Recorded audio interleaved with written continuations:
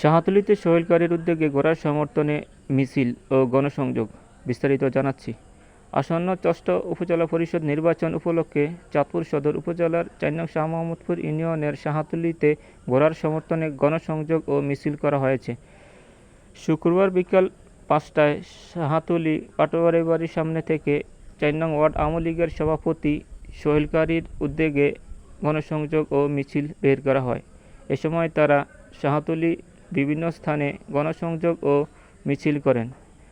মিছিলে উপস্থিত ছিলেন ৪ নং ওয়ার্ড আওয়ামী লীগের সাধারণ সম্পাদক কামরুল ইসলাম, শাহ মোহাম্মদপুর ইউনিয়ন যুবলীগের যুগ্ম আহ্বায়ক রুবেল কারী, জেলা স্বেচ্ছাসেবক লীগের নেতা মালেক হোসেন মুন্না, শাহ মোহাম্মদপুর ইউনিয়ন যুবলীগের নেতা নজরুল ইসলাম হাজী প্রমুখ।